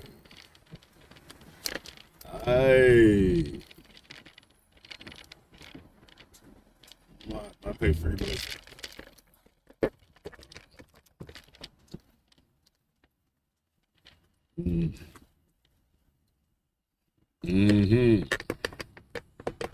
But it's a bit of a platitude. That's obvious. That's what it is. It has little or nothing to, and what's really worrying, it has little or nothing to do with the tragedy in Southport any longer. What it's shown is there is this kind of underclass, a group of dissatisfied, angry, anti-establishment people who feel that nobody bothers about them, they're left behind, they don't belong to any,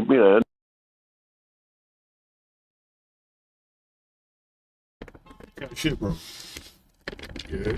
Like, you blatantly been able to show your fucking anti-black racism has been exposed in full fucking HD color 4K anyway, cuz, man. Like, the same complaints that you, like, exactly like I just did there, yeah? Yeah? The same complaints, yeah? If Randy was an African dude, it's worse comes to worse. If Randy was a Jamaican dude, yeah, that was in the position and saying that he's doing the stuff what he's doing now, right? He's got an Airbnb that's earning decent money, so he's semi-retired, so he can just live off the Airbnb and pension bread. He's about to sell his property, and then he's going to move abroad to back to a Caribbean country to get a bigger house, more space, and cheaper living costs, so his money lasts longer or whatever. You might be saying, oh, look, see, how they just drained the resources from our system and then went home. Fuck him. Why should he be able to do that? Are you mad? Are you mad? Get the fuck out of here, man.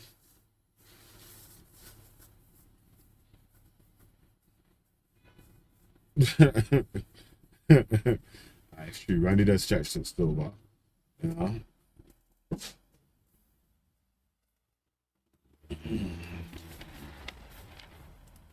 You're talking shit.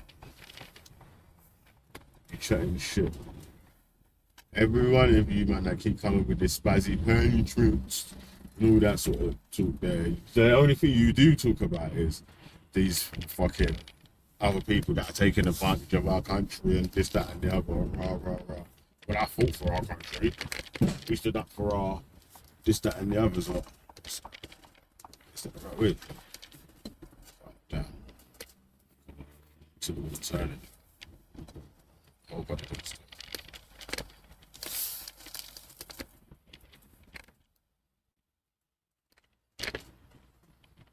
forever talking that talk, because there's too many what here? There's too many who's here?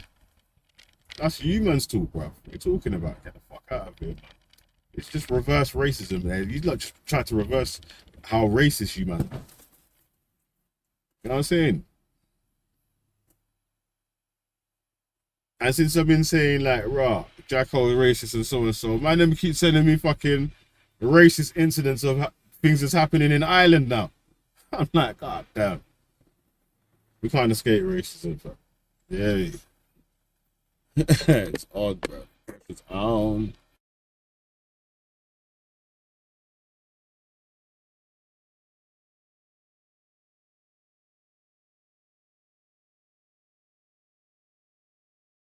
Switched off, anti-establishment, forgotten about, nobody takes any notice, certainly cynical about all politicians, hating government, and hating the police. And they tend to focus on being very anti-immigrant and very racist. And so once a habit breaks out across the country of a bit of rioting aimed at immigrants, unfortunately, a lot of rather... Yo, so again, yeah, what's mad? It's like, so if I made this comparison here, yeah, these men are, oh, you're race baiting, it's racist. Yeah, Kenneth Clark made this comparison. Now tell me something, innit? Huh? Kenneth Clark made this comparison and said that these men are racist, these men are Islamophobic, and blah blah blah blah blah. Yeah. Now tell me what. You shut your beak, man. Fuck out of it. No, not everyone's blind, bro. And no, not everyone's pretending not to see. That's what you, man, do. You pretend to not see shit, yeah? When it's blatantly happening, instead of fucking cleaning up mess. You, man, walk over fucking empty cups in your yard. You hear me? Try to put a rug over the dirt on the floor and shit. And fuck, not me, bro. I sweep that shit up.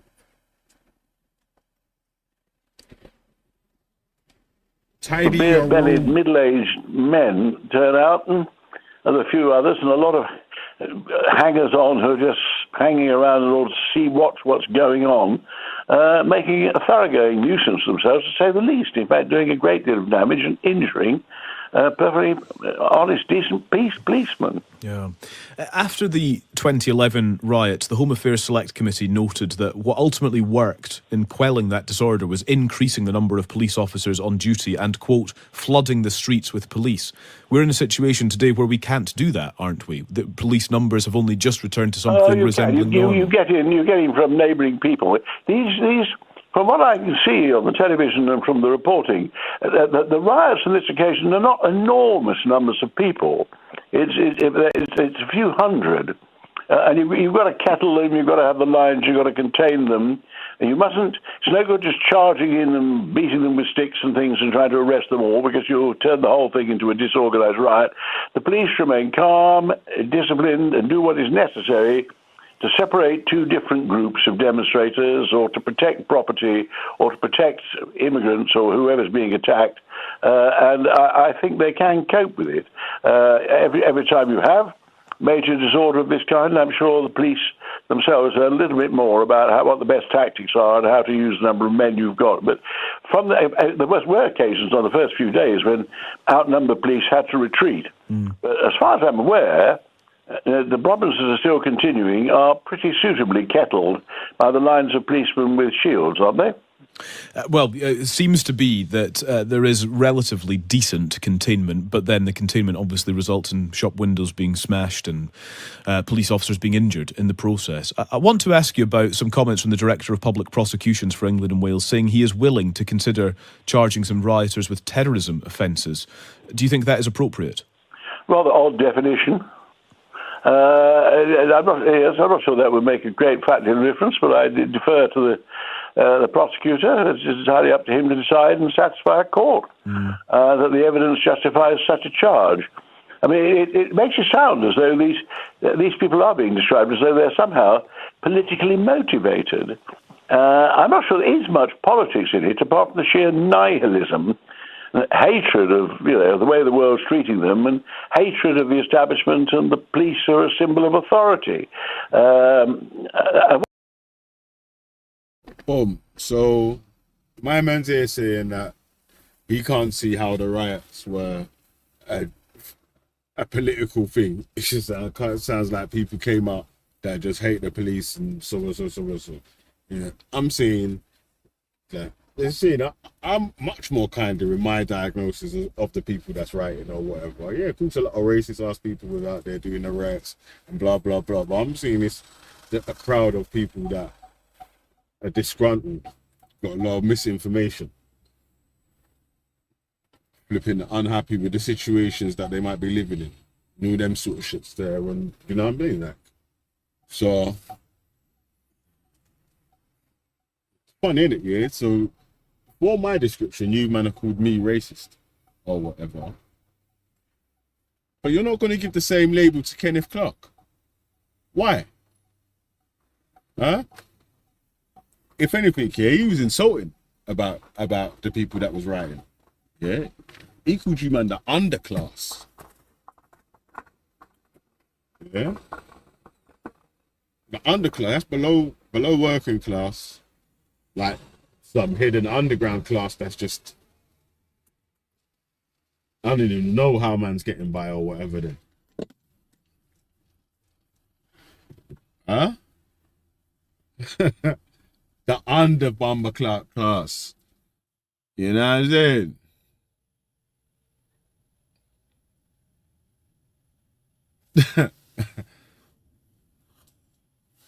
It's bro, mad man. Yeah, that's why I keep calling you man racist out here, fam. Yeah, because these times here, yeah, when I'm giving you these definitions, yeah, I ain't even spoke on race in this whole conversation. I haven't mentioned a person's race or religion or whatever. It's the motivations for what man's doing. Yeah. And these men are still going to try to find time to try and say, oh yeah, but you're racist. You're racist. You men are fucking spastic, bro. Trust me.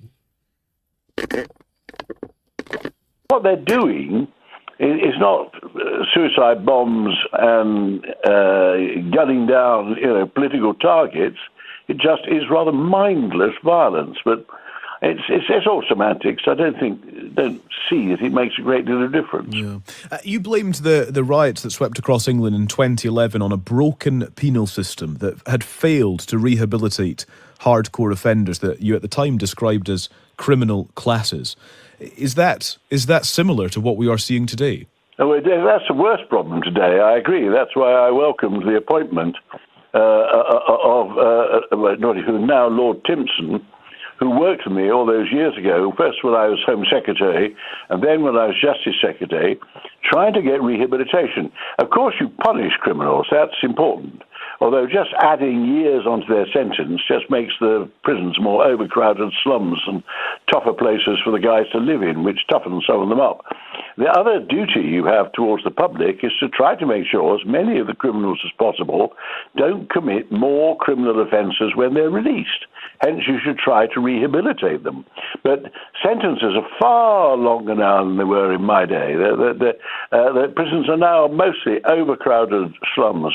Wandsworth was always a difficult place, but with the latest report on Wandsworth shows how you're not rehabilitating people, you're just housing them in subhuman conditions where they have drugs and they meet a lot of tougher friends than they had before they got in. And about half of them are back in trouble with the law within a year of getting out. And we need to concentrate on the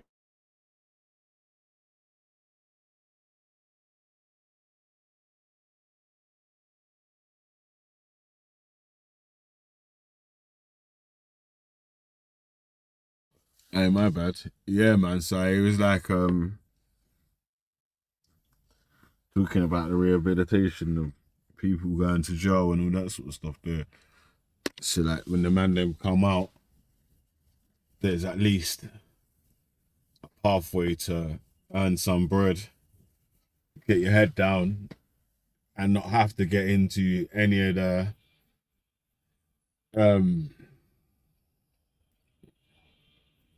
old habits, should we say. That's what that would be described as, right? Any of the old habits.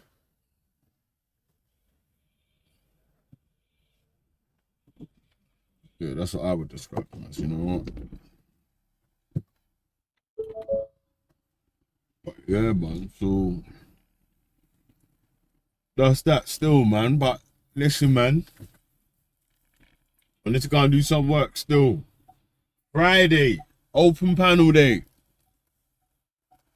Yeah. All right. We made a compromise now, innit? Yeah. So Friday, open panel day.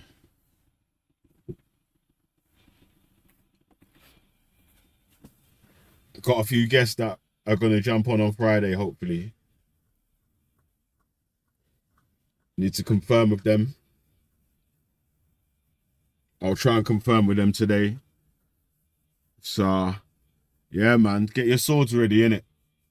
But it'll only be a couple hours, man. Yeah, you see, like, like last Friday, it went over 3 hours, innit? Yeah, we want less though. We want 2 hours. So, it will be 2 hours still. Yeah, man.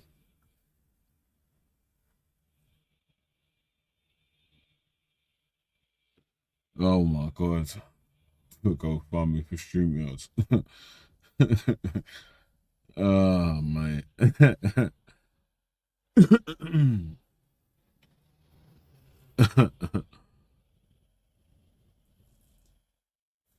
Yeah, bro.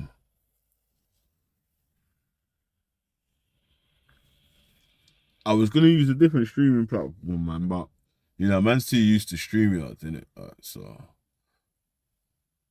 yeah, man's too used to StreamYards still. Can't lie. We've been using StreamYards for ages now, innit? Before it was Hangouts, innit? We had Google Hangouts. Everyone had Hangouts. Yeah, man, come on. James O'Blacken. Yeah, fam. It's yo, this is what I'm trying to say, cuz like, it's Uzo's fault, fam. You know what I'm saying? Like, you should have treated the panels like it was somewhere to treat respectfully. Yeah, it was somewhere to jump on and be able to have your say. Remember, yeah, you man could jump on and have arguments about practically anything, innit? As long as it's within YouTube and Google's rules and regulations. Like, you can basically have a debate and discussion about anything against any other people, innit? Yeah? But it took a team of people to be able to run it, even though it was man's channel or whatever, innit? Yeah. But it is what it is, cuz, man. So, you know.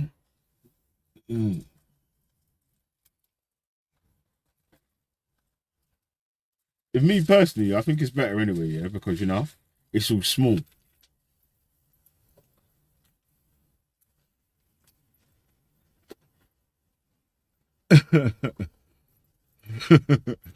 It's a bit shorter now.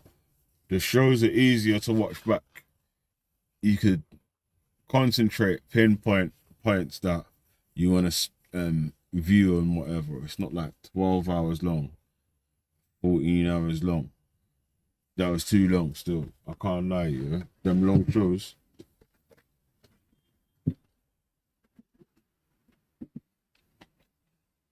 Yeah. That's what I'm glad about. Them long shows, yeah, still. The daytime shows, not too bad still. Yeah. But then if it runs the whole day and then the whole night, it's a lot still. Huh? Yeah, man, alright. Say less though, man. Yeah? That's it. Alright, we out, yeah? Give me wife, give me children, give me this, give me that.